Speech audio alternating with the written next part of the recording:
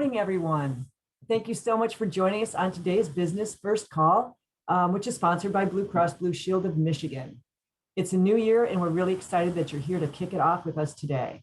My name is PD Stefanik, and I am part of the Southwest Michigan First team. This series of small business discussions was specifically designed to help and grow small businesses in our community, businesses like yours. As we look forward to 2022, we hope these virtual meetings will continue to provide valuable information and will focus on topics that are important to you. This morning, we're joined by a few of our amazing partners from state organizations. They're going to provide a high-level overview of resources that are available to you and your business. Our partner organizations and experts who lead these valuable resources will share the inside scoop on how to access them. Today, we're going to hear from Bobby Chisnis, I hope I said that properly, from Pure Michigan Business Connect, Jody Gruner with Michigan Department of Agriculture and Rural Development, Ashley Iovino with Michigan Works, and Jessica Maskill, also from Michigan Works. Starting the year off with an understanding of resources available to you and your organization will help you set a foundation for success and provide the best opportunity for your organization to grow and succeed. We've intentionally left time at the end of this call for questions, so please use the chat box with any questions you have. We'll address them as they come up at a timely manner or at the end. Final housekeeping, this call is being recorded, and just want to let you know that we will be sending out follow-up information that has the presentations and recording, as well as any other resources that are presented by the presenters. All right, I think that's all we have to start with to kick it off. So I would like to go ahead and welcome Bobby to the stage and take it away. All right. Thanks, Petey. I'm going to start sharing my screen here. Let me know if you're able to see it. All good. Awesome. All right. Well, welcome, everybody. Like Petey said, thanks for the introduction. My name is Bobby Chasnis. I'm the director of Pure Michigan Business Connect. It was close. It was very close, Petey. So Pure Michigan Business Connect is a program of the Michigan Economic Development Corporation. And I've been on the team for 8 years going into February. So wanted to share a little bit about our program, what we do, and where you'll find us throughout the state. So here's a picture of our team, and it is a little dated. We do have a new member, Erica Gary, who's not pictured, but she's our grant specialist.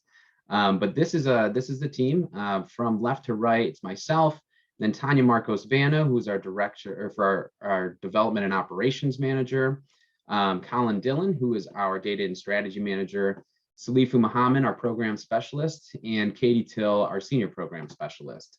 So I'll dive a little bit more into detail about the roles and responsibilities later in the presentation, but really wanted to get kind of a face to a name, or if you wanted to reach out on LinkedIn for any of these contacts, feel more than free.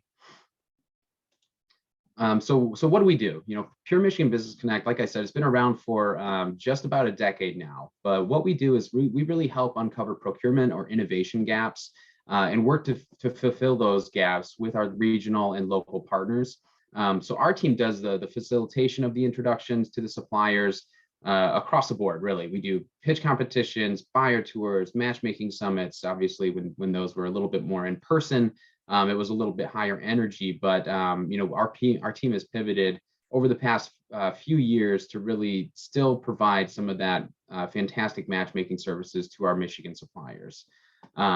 What's important to note about this is our program is industry agnostic, which means we've really had a role facilitating supplier introductions in almost every industry in Michigan, whether that's aerospace, automotive, even fashion, agriculture, healthcare, and med device, and then even furniture matchmaking, or furniture manufacturing, I should say. So you can see kind of on the right-hand side, a couple of the partners and clients that we've worked with over the years, and which we've held matchmaking summits for. So you'll see some of the program results, over 14 billion in contracts between buyers and Michigan suppliers. And we've worked with over 830 global purchasers to uncover, 15,000 plus procurement opportunities. So, a little bit of the team makeup and what they work on. We host a variety of events and other connections, making initiatives around the state and the continent. With the move completely virtual, like I said earlier, we pivoted a little bit to continue providing these opportunities. And so because of that, you'll likely see some smaller industry specific events until we can move back to in-person. So Tanya, Katie, and Sal work on our matchmaking initiative side of PMBC, where they work with partners, buyers, and suppliers throughout the state to build programming around procurement needs. The important thing to note there is the program is entirely demand driven. So we don't activate until there is demand, or until we've already identified, a buyer or someone with, need, a commodity need or a service need. So we'll work with the partner organizations to help recruit purchasers for specific events. And many of the regional events or initiatives that we co-host are in coordination with partners or economic development organizations that's speaking to procurement representatives about supply chain assistance. And that's truly where we fit best, is having that helping hand to make some buyer introductions, so then we can host that matchmaking event. So, on that, like I said earlier, this demand-driven format, large and small scale matchmaking summits, virtual and in-person networking events, pitch competitions, Shark Tanks, and then even small batch manufacturing support, all around the state. You'll see down below on the PMBC research and grants, I wanted to mention that this is one of the other facets of our program is we receive hundreds of research requests every year, ranging from, bottle manufacturers, label makers, landscaping services, and more. The big reason why I wanted to mention that is because we want to promote the use of these services to our partners and clients, or anyone who is looking to localize their supply chain. So the research, there isn't a need too big or too small that our research team works on.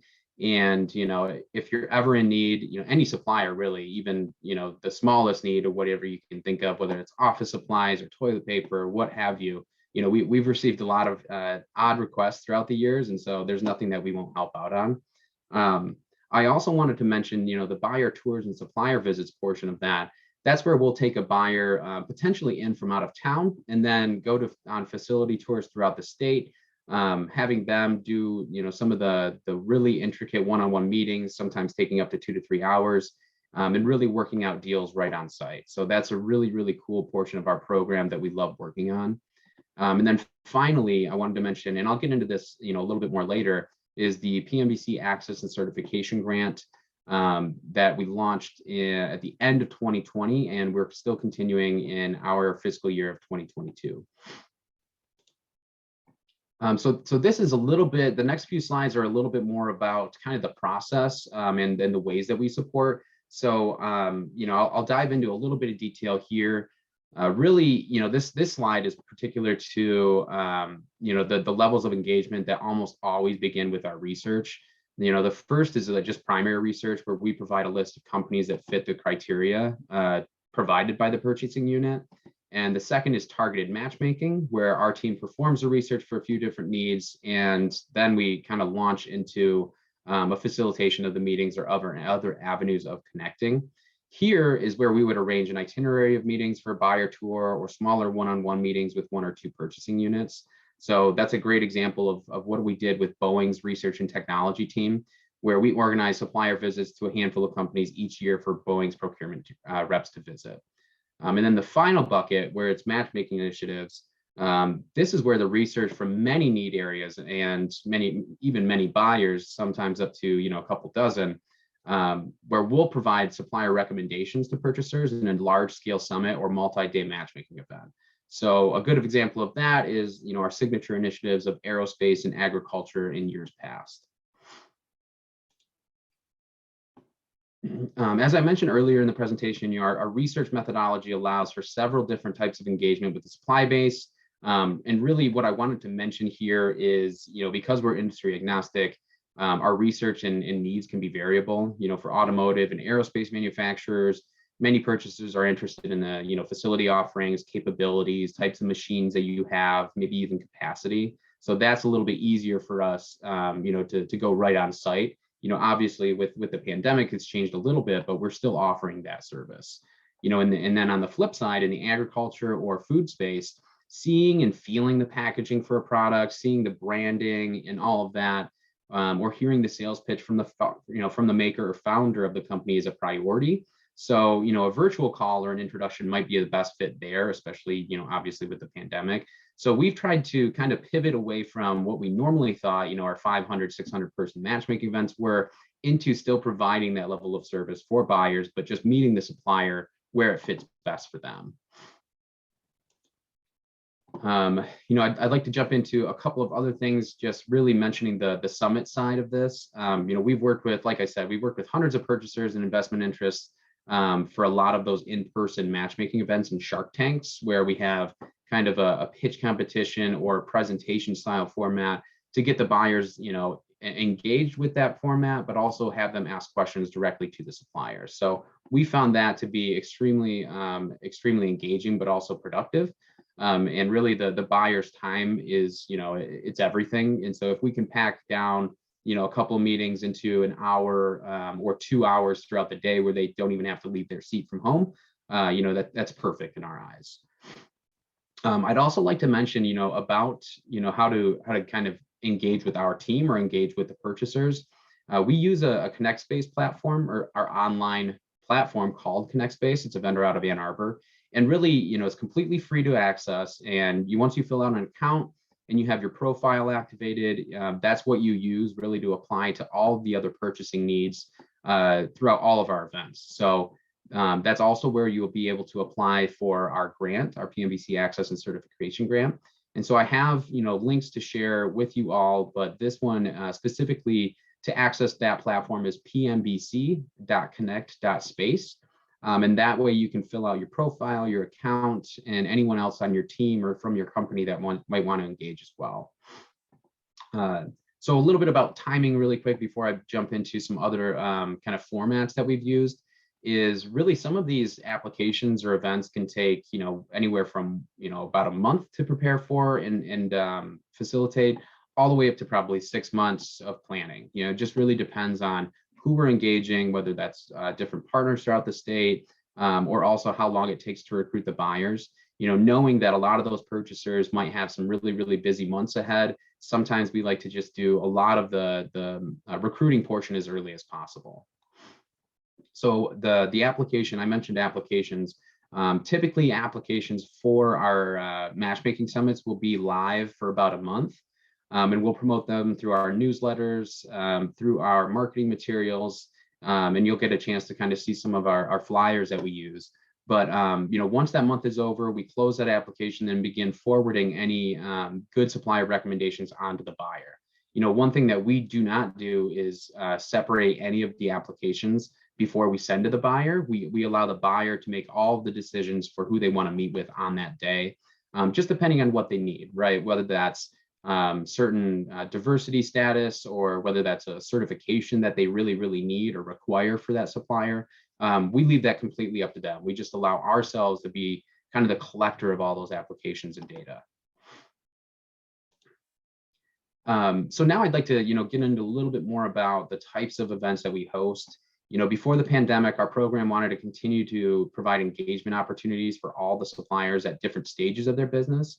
And we realized there are companies in our state that would probably benefit from the insights that buying units or procurement representatives share. So because of that, we began organizing different events and hosting regionally focused webinars and meetings for those companies. You'll see a couple of the flyer examples. We partnered with the Grand Rapids Chamber, the Right Place, West Michigan Hispanic Chamber of Commerce, and more to host a couple of successful matchmaking events this past summer. These meet the buyer formats. They feature more of just the one-on-one meetings or group meetings between purchasers and several suppliers, just really depending on what the buyer wants and what they have for their schedule and their openings. So we found a lot of success in these, and would welcome you to engage our team if any regional partners or your organization is interested in that. As a point of reference, for our team and program, we provide all the virtual platform, registration, application hosting, and all the communications kind of leading up to those events. And all of these events are completely free of charge to attend. So there is no registration fee. There is, no basically barriers preventing you from getting there if you are a Michigan company.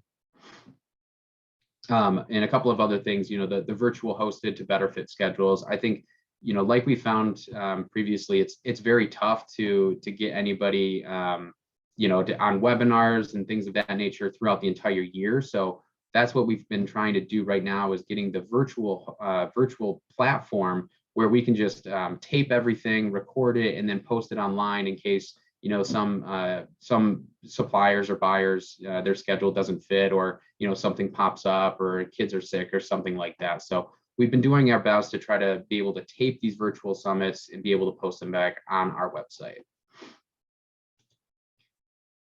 And now I'd like to really dive into a couple of other support options. You know, I mentioned grants and accelerators earlier, but really the Detroit is the New Black Accelerator is something that we've been working on since the late summer of 2019.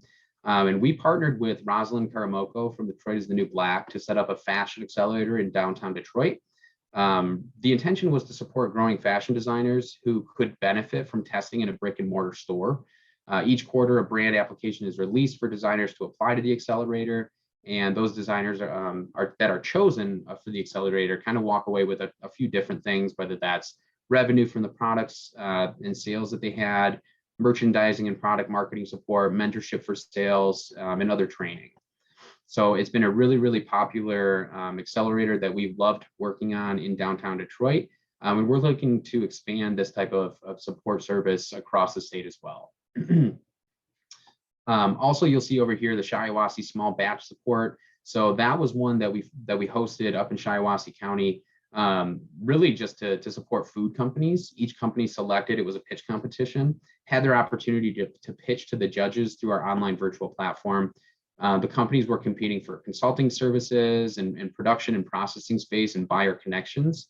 The eligible companies, you know, they had to be located in Shiawassee County. They had to be a small business with less than 750K in revenue, 10 employees or less, and operate a food business. So a couple of these programs, you know, like I said, they are, you know, particular specific to the types of you know, small businesses we support. But I really wanted to give a couple of options of the broad range of support that we do throughout the year. So, you know, if you find, you know, something, an event that we have hosted and it's maybe not suitable for you at the time, you know, just stay patient, because we are developing programming for a multitude of industries and a multitude of suppliers across the state. So yes, now I wanted to really mention a couple of other things, really the PMBC Access and Certification Grant. So this is our big grant launch that we launched just over a year ago. With the objective to really increase supplier access to local and global procurement opportunities, improve competitiveness, and enhance supplier capabilities. You'll see the flyer, and I know it's pretty small, but I have PD will be sending that to everyone on this call following, where you can kind of get a little bit more information. But the eligibility is up to $15,000 in assistance is available to offset 75% of pre-approved expenses. So, you know, the company would pay for that, and then MDARD would reimburse. A couple of great instances or examples of different certifications or software access that we've seen are things like AS9100 certifications for those wanting to get into aerospace manufacturing, ISO 9001 for a little bit more industrial manufacturing, GAP certifications, USDA organic certifications, BidNet Direct, kind of other government websites accessing procurement opportunities. You know, the important thing here is we wanted to make this a grant program that would provide support for those that for those companies that would otherwise not have had that. So if you already have an ISO certification or AS9100, you know, this grant wouldn't be a good fit just because you've already had that and paid for it. We're really looking for this grant to help those companies out that are looking to get into new verticals or looking to just, you know, expand their options for supplying other companies. And like I said, you know, don't worry about trying to screenshot this or anything. You know, we'll send this after the presentation. And then finally, you know, I wanted to mention some of our other programming, you know, doing business with the government. You know, we worked really, really closely with the Department of Technology Management and Budget, DTMB, who is kind of the state's central procurement team. And they have a new, kind of a new program called the Michigan Supplier Community. So they are launching this, you know, it's free to access as well for those located in geographically disadvantaged businesses and small businesses alike. But this program and what we worked on with them is just getting the word out as much as possible. This program allows for them to make purchases less than $500,000 much quicker. So I don't know if anybody's worked with the government before, the DTMB, but this is actually going to drastically impact the time that they can actually reimburse as well. So it's a really great program. Anybody that's interested in learning more about that, this will also be involved in the links when I send them later today as well. So we've been working with Jared and his team to set up virtual events for DTMB, to walk through supplier portal setup and really how to access the team or access the websites. So, I also wanted to mention on those websites, you'll be able to see expiring contracts and be able to kind of prepare yourself either to submit an RFP to bid on those projects, or just to know more about, who has these types of projects, who has these types of contracts, and when can you expect maybe to have a chance at bidding on them in the coming new year. So finally, I just wanted to mention a little, just successes with PMBC. If you know a business that has won a contract or purchase order through our program or anything, or any of our events, we would like to hear from them. Because of our program is completely free of charge, both on the buyer and supplier side, learning about success is a little bit more difficult. So we survey our attendees after each event, but a lot of the time some of that stuff can get lost in the shuffle, just with everybody's being extremely busy. So if you know a business that's had a positive experience with us or would like to be highlighted in newsletters and other marketing promotions, please let us know. Contract and purchase order information isn't always required to showcase a success story. And even if you would like to report that, we only report that in aggregate to the executive office. So, your name wouldn't be tied to that. So I know that was a lot of information pretty quickly, but if you have any questions, this is my contact information here. And I can also stay on the line. I'll be taking questions following this presentation when we're all done.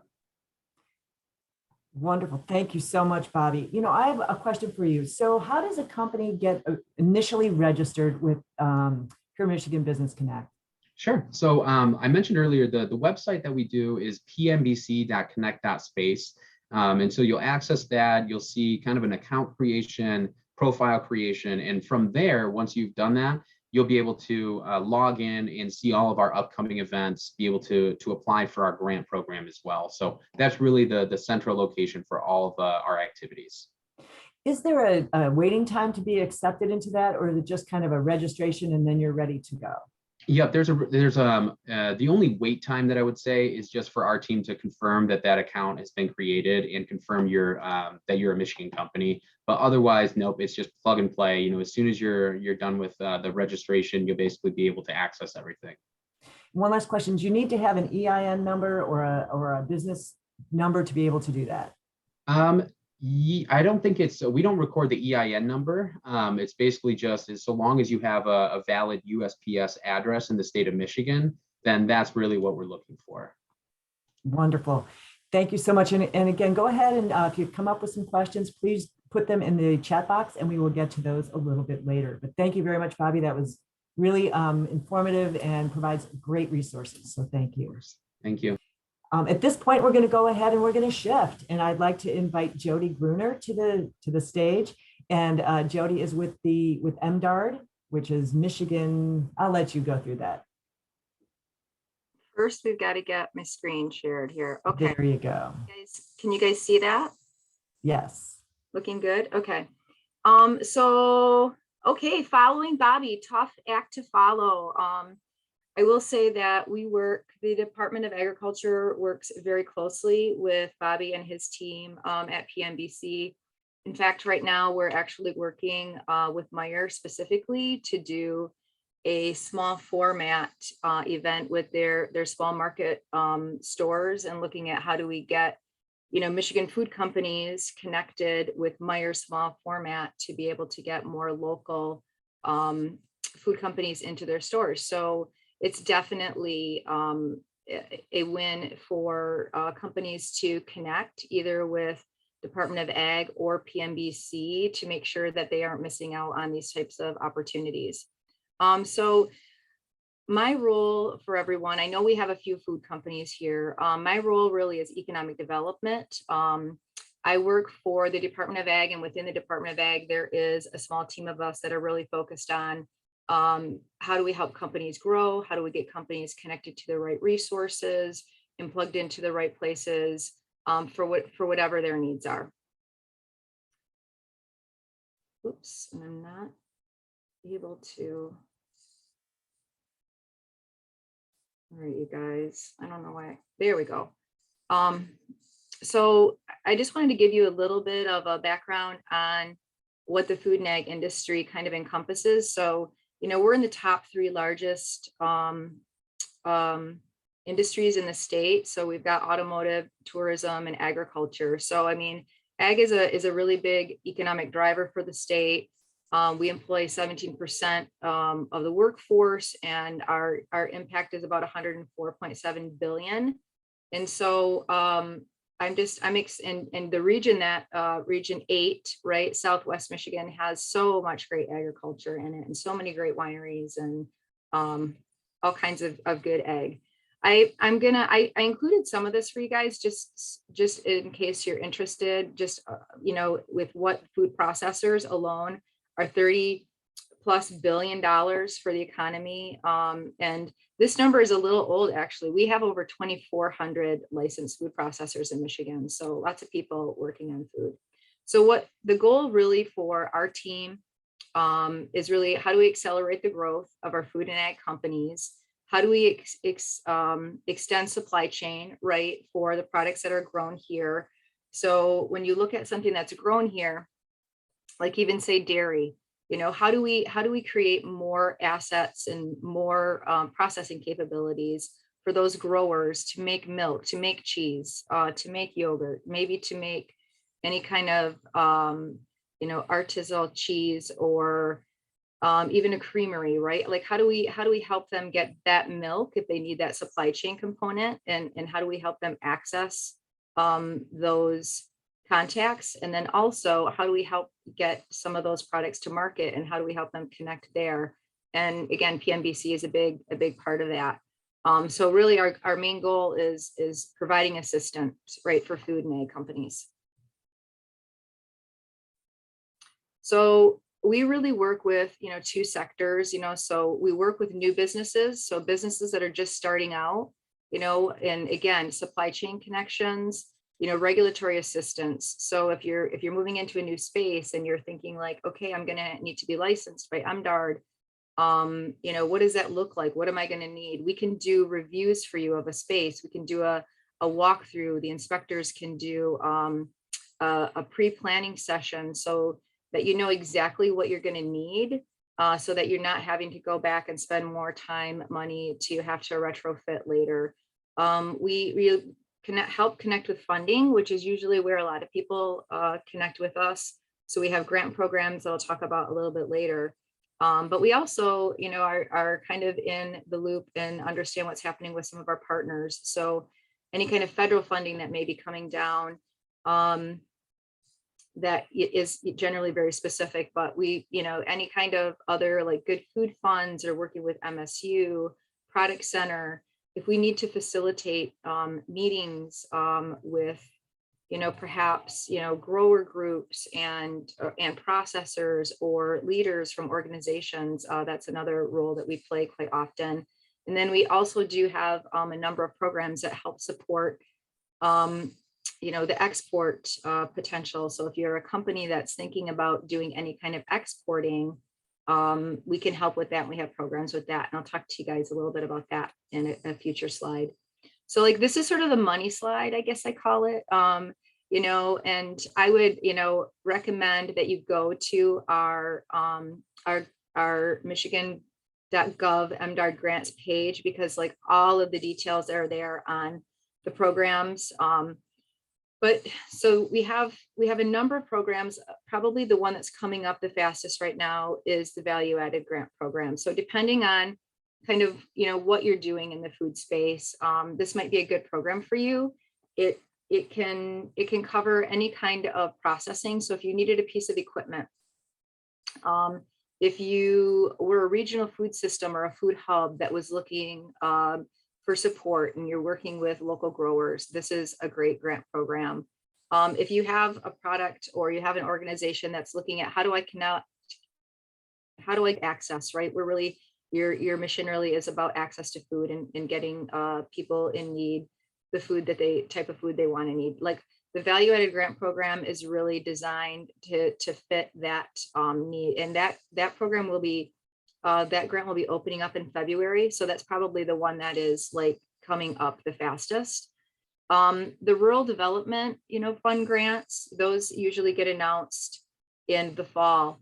And they really look at a variety of different things, and they can be more community focused even. They can look at infrastructure. So is there wastewater needs? Is there housing needs? Is there talent and development programs that companies want to institute? They can be used for capacity building. They can be used for business development. So the funnel is intentionally very, very wide, so that we didn't rule out anything for the rural communities. And that fund is, the ceiling on that fund is $100,000. The value added grant is also $100,000. So that's the maximum amount that we would fund for a project. And with both of those programs, they need to see a 30% match. There can be a more than 30% match, but that's the minimum amount of match that they would like to see. And then we have other grant programs like our specialty crop block grant, which really is focused on specialty crops. So in your region, you're looking at wine, you're looking at apples, hops are included in that, cherries, peaches. I mean, if you go to USDA, if you Google specialty crop, you'll get a whole list. So, but these can't be used for equipment. These really are more about research. They're about market enhancement. They're about training education. So if you have a group of growers, maybe that's looking to get, certified in some sort of food safety, like GAP certification, which is something that, you need to be able to sell to retail or grocery stores. We've done group GAP, training programs that have been funded through the specialty crop block grant. And so that's like, another potential program, depending on, again, what the needs are. And then we do also have a food and ag investment fund. This fund is really, we utilize this fund really for expansion. So we have companies that may be expanding, either they're expanding into new markets, or they may have a company, they may even be out of state and coming into Michigan and opening a location. So there's so many different grant programs that if you guys have a project, I encourage you to just reach out to me and say like, hey, this is what we're doing. What makes the most sense? What's the best fit? Because it can get kind of overwhelming with all of the information, to be honest, that's on that website. But if you want to reach out directly to me, I'm happy to help you kind of navigate that. And that's really a big part of my role, is just to help you guys get connected. For some of you who may have not heard, the governor did just sign, a directive that there will be an Office of Rural Development that will be located within the Michigan Department of Agriculture. And so this role is still being, I think, they're dotting the I's and crossing the T's on what specifically this person's role is going to be. But this will be a statewide role focused on rural development. And there'll be big focus on what's happening in those rural communities and how to help grow those rural communities. And so it will be about broadband, it'll be about housing and transportation. And so stay tuned on some of that if that's something that you're interested in. That probably will be announced soon. I know that they have announced and posted the position. And so yeah, we're hoping to have this person in place pretty quickly. Pretty excited about that. This is, again, our collaboration that we've been doing. Like Bobby and I, when did we start, Bobby? Like 9 years ago, doing our Pure Michigan Ag Summits. And they've continued to evolve, and we've included more partners. We've done them regionally, but we are doing them statewide. And there will be another opportunity in the spring. Most likely we'll be working with Michigan State University Product Center on this event. I'm anticipating it will be virtual, just given the COVID numbers right now and where things are at. I see it probably being a virtual event, but again, stay tuned, get connected with PMBC on this event. We did it in April last year. It went really well. We had 15 buyers that were looking at who can they connect with, what food companies are interested in supplying Meijer. So it's a great event and it's a great collaboration. So I don't know, for those of you, I'm going to go over this kind of component quickly because there's not always, depending on where you're at, in your journey, you may or may not be interested in export opportunities. But if you get to a point where you are interested in export, we do have an international marketing program within our ag development team. We do a wide variety. So we do everything from people who are very, very beginning stage, who are looking at like, how do I even get into export? Like, what does this even look like? I'm trying to determine if it's a good path, especially with Canada being so close. So we do a lot of education about and bring, groups of people together to talk about the banking needs and the insurance you need, importers, exporters. So we do education on that. And then we also work with companies on trade shows. So we have 3 trade shows in May that we are at McCormick that are around either like fancy foods, that are around fresh, and they have international buyers that are there. But then you can also, we travel, we go to Paris, we go to China, we go to Toronto, we go to Germany. There's a variety of opportunities to go under a Michigan pavilion and have your product looked at by international buyers. So if that's something that you're interested in, I included kind of a variety of different, some of the most used components within this PowerPoint, but I'm not going to get into them all right now just because it's a lot of information. And just know that if you are interested in export, we have some people that specifically at the department can help you with that. Even to like reworking your website can be paid for, your marketing collateral can be paid for, your labeling can be paid for. So there's some great dollars out there to help you if you're looking at getting into export. And Nate and Elizabeth are your contacts, and I've included them here for you guys. We also have a really cool ag magazine if you ever need it for events, or if you just want to, you can get it at myagriculture.com. Like you can get it virtually as well online. So it's just got great stories. And if you've got a great story that maybe we could feature in the magazine, I'm like, Robbie, like we're always looking for, how do we tell our story about Michigan agriculture, and how do we continue to get people from all different sectors engaged in Michigan ag. So that's it for me, you guys. This is my contact information. Please feel free to get in touch anytime. There's no wrong door, so I'm sure Petey can get you in touch, or Kelsey. But I really appreciate the opportunity to be able to talk with you today. Thanks so much. Great. Thank you so much, Jody. Great presentation and so much information. I have one quick question. You mentioned that the value added grant is going to open up in February. Yes. When does that close? Generally, the grants are open for about 60 days. So from the date that it gets announced and opens, it'll be open for 60 days. And then it probably takes another 60 days to get through. We have a joint evaluation committee that we bring in from all aspects of industry, and MEDC oftentimes sits on these with us, bankers, etc.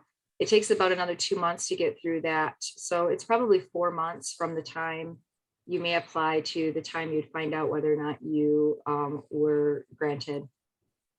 Wonderful. Thank you so much. Again, if you have any questions, please use the chat box for any of those things that we can address today. And you may also reach out to these individuals anytime. And also we will, as a reminder, we will be sharing the presentation so you can go back with these and take a look at it and and review your information before you contact them. So with that, we're going to go ahead and we're going to move into our workforce. And so I would like to invite Ashley and Jessica to take the stage. Thank you so much, PD. Good morning, everyone. I'm Ashley Iovino. I serve as the Business Services Manager here with Michigan Works Southwest. We're excited to be here this morning and be able to tell you just, a little bit about what it is that we do, and then get a little bit deeper into apprenticeships specifically and some resources that we have available for that. We're thankful to be here this morning, so thank you, Southwest Michigan First, for hosting this event. We're excited to be a part of it. So Jess, if you want to flip to the next slide.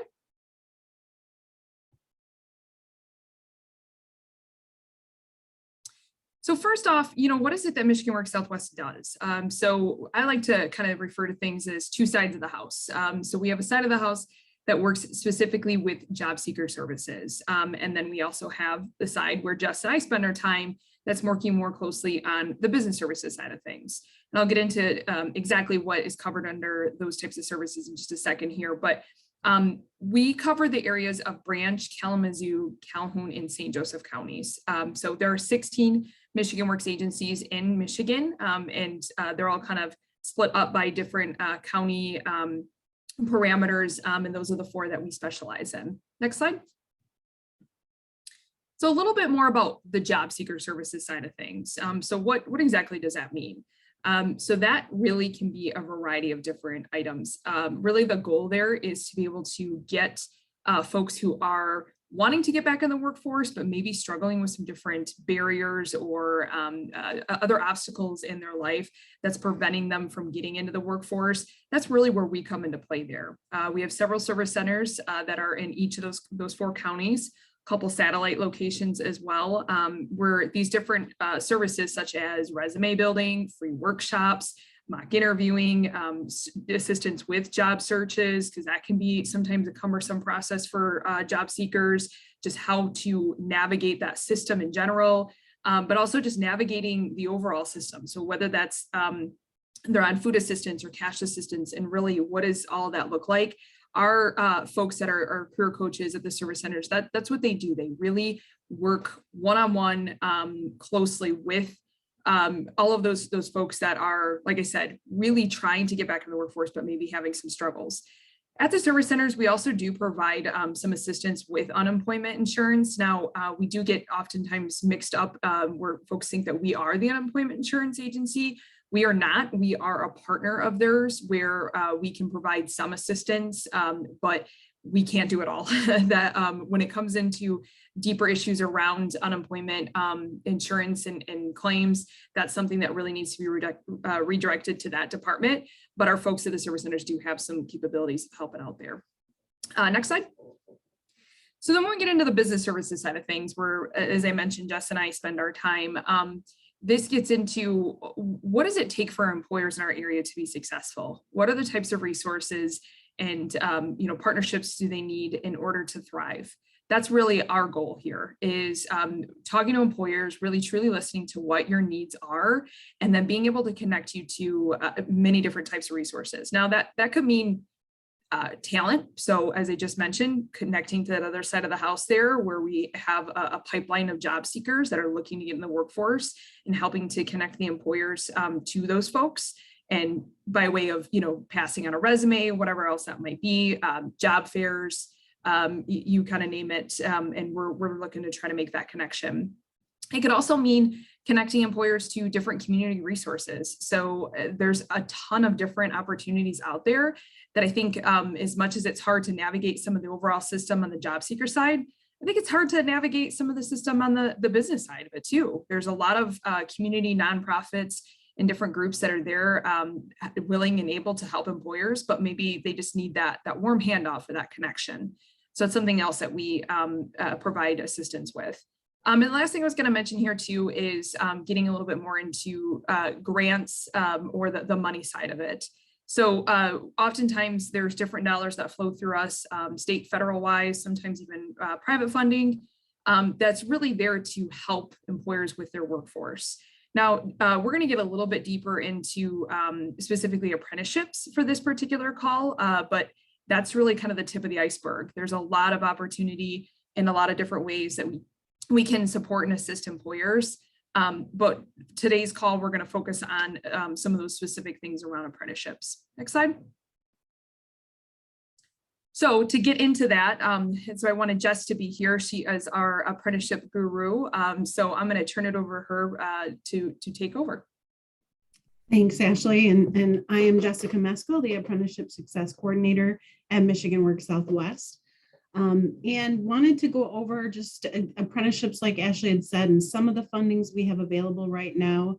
Keep in mind there will be other fundings, and we'll get you some way of keeping in touch with us to find out of upcoming opportunities as well. So for registered apprenticeships, everybody's kind of in a different spot as far as their knowledge of apprenticeships. So, and it's okay to be thinking, isn't apprenticeship just for skilled trades?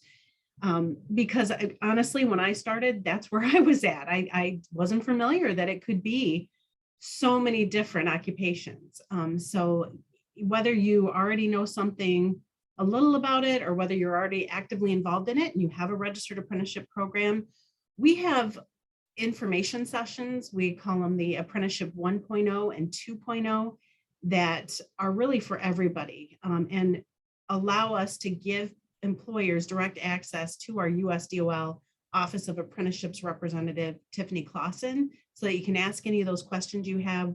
Again, whether you're just, learning about apprenticeships or whether you're already, actively involved in one. She's a great resource. And I'm happy to help and happy to be in this position where I can help with any of the paperwork to get you started in the apprenticeship realm as well. So what is that registered apprenticeship? Apprenticeship is an industry-driven, high-quality career path where employers can develop and prepare their future workforce, and individuals can obtain paid work experience, classroom instruction, and that nationally recognized credential, really. So it's a great tool. And again, think outside of skilled trades. If you have a fairly standard occupation in your business, chances are it's already a registered apprenticeship program, and you just may not be aware of it. So reach out to me. I'm happy to help navigate that, and we can see if there is already one. And if there's not, Tiffany can also establish a new one. So nothing's off limits there. Again, I mentioned the 1.0 and 2.0 sessions. We are in the middle of scheduling those sessions with Tiffany for 2022. I am going to ask that Ash goes ahead and puts a link to our newsletter in the chat. We have a business services buzz, we like to call it, that will give you information on what we have going on each month, and we'll make sure to include that schedule once that's available.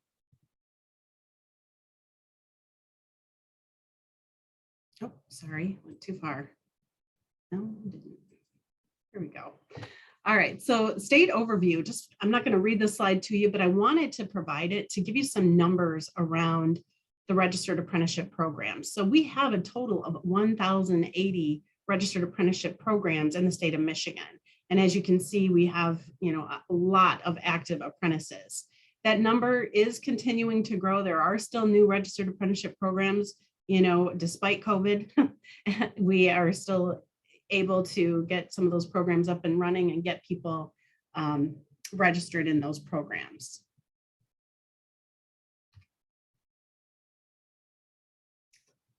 Okay, so now we're going to talk about some of the fundings we have available. We have the State Apprenticeship Expansion Grant. We're going to get a little bit deeper into these in just a moment.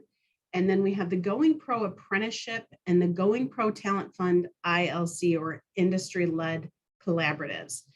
Both of those two with the Going Pro Start are really offshoots of a very popular grant called the Going Pro Talent Fund. That fund we're not going to get too much into today. I just want you to make sure you're aware of it. It does help fund new and current employees as well as first-year apprentices. So one little plug for that one, it's never too soon to start planning for 2023's award and getting with your local business service coordinator at Michigan Works Southwest to assist you with that process. So we're going to give you some general information now about these three funding sources. And again, I encourage you to subscribe to the newsletter to keep up with any new opportunities that come available, because there have been many additional opportunities that they were anticipating for apprenticeships specifically. So the Going Pro apprenticeships, for the eligibility requirements, I'm just going to give you some brief overview to kind of say, is this one right for me or not? And then, of course, if you want further information, again, reach out to us afterwards. We're happy to go over this in more detail. So the eligibility for Going Pro apprenticeships, you have to be a private employer, either for-profit or nonprofit. You have to have the presence in Michigan and the need for training, be in compliance with your federal and state tax obligations, and willing to participate under the project's eligibility parameters and guidelines. And then we'll get into what is that reimbursement potential. The potential for the Going Pro apprenticeships, it does allow for up to $2,000 reimbursement per participant registered on or after January 1st of 2021 that meets one of these four criteria, and there's a good range of criteria. So we have any veterans, youth, which is ages 16 to 24, women, or persons of color. So if you have a registered apprenticeship that you have already registered on or after January 1st, 2021, reach out to us. We may be able to get you some reimbursement up to that $2,000 for costs related to either their classroom training or their on-the-job training. And then there is also up to $1,000 per participant registered on that date or after that doesn't meet one of those four demographics. There's an asterisk over to the side. You'll notice that says this ends March 31st, 2022. There is a little bit of a time crunch in there. We do have word, though, that this is going to be at least a little bit extended to June of 2022 at this point, and maybe further, but so there is a little bit of a rush on this one. But again, we might have a little more time than the March 31st deadline.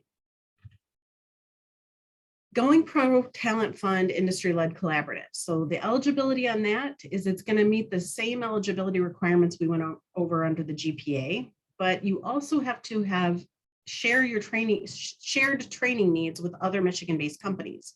So in the collaborative, it expects a minimum of 2, but they like to really see 3 or more companies come together with that same training need and utilize the same training provider to get their employees trained together for that collaborative. So any eligible training on the application has to be shared by 2 or more. So you can't, even if you're sharing one training, you can't put another training on there that you have a training need for. It has to be every training on that training plan is shared by 2 or more employers. And that has caused some confusion in the past, so we thought we would put that on this slide. Then the reimbursement potential for the Going Pro ILC. We have a maximum reimbursement for existing or current employees of $1,500 per person, and then a maximum reimbursement for the USDOL registered apprenticeships in their first year only for the classroom and on-the-job training of $3,000 per person. So there is a pretty big difference. Again, this one, just to clarify, isn't strictly apprentice only, so you can still have your existing, your current employees that are non-apprentices going to some shared training with other companies that can be funded up to $1,500 per person, but you get that added $1,500 for a total of up to $3,000 per person for those that are first-year registered apprentices. And again, it can be a little bit confusing. We're here to help you through the process. The State Apprenticeship Expansion Grant. And for this grant, you must be interested in registered apprenticeship programs within IT, healthcare, and or the manufacturing industry. So this one is a little bit more limited. You also need to be willing to hire youth ages 16 to 24. We have specific dollars for that category. And be willing to establish an agreement with your local CTE or ISD to create a pipeline of the potential employees. which, will help you in years to come long beyond this funding opportunity. The SAE reimbursement potential is up to $2,000 per participant for classroom training costs.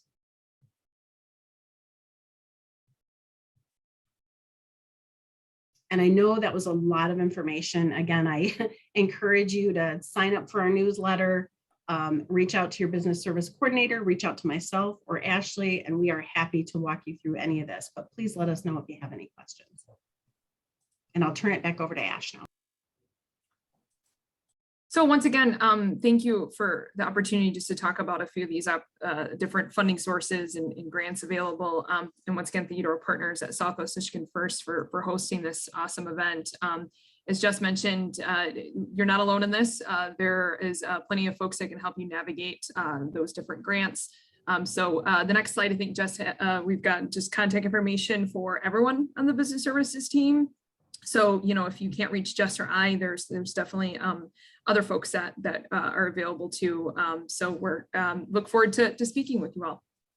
Wonderful. Thank you so much for that great information. And I did see that there was a question in the chat box, which has been answered, about what those listed apprenticeships are. So we'll go ahead and share that as well. So thank you to all of our amazing, we're getting close on time. So thank you so much to all of our amazing presenters, Bobby, Jody, Ashley, and Jessica. We really appreciate your partnership to help these companies grow in our community and everything that you do for us. We also want to thank everyone who's on the call. Thank you for spending your time with us. And if you have questions on these, we are here to help you and your companies grow, expand, and help you find success. If you have any questions for us, please feel free to reach out to either myself or Kelsey McKay, who also has been very involved in these calls, and we'll be sure to get you the information you need. Just a couple more things. I want to remind you that on January 26th and 27th, we have Catalyst University coming up. We still have tickets available, especially on the 26th. We have in-person tickets as well as virtual online tickets. So we will go ahead and send you those links in the information as well. Really a great event. Think of TEDx on steroids. It's an amazing opportunity to connect with people in the community. So we hope you'll join us. One more thing, our next Business First call will be February 24th. Please mark your calendar, a very exciting day. We are going to have an opportunity for you to meet our new CEO, Jonas Peterson. He's going to share some first impressions of the community, and then you'll just get to know who he is and what he's all about, and the great impact that he's going to have in our community and for all of us. So we hope you'll join us for that. Again, we will follow up in the email with links to all this information and everything you've heard today. And lastly, I want to thank Blue Cross Blue Shield of Michigan for sponsoring this series of calls. We hope that you really find them informative. And if you have a request for a topic that you'd like to see covered, please go ahead and let us know. So with that, thank you again, everyone, for joining us, and we'll hope to see you next month. Thank you.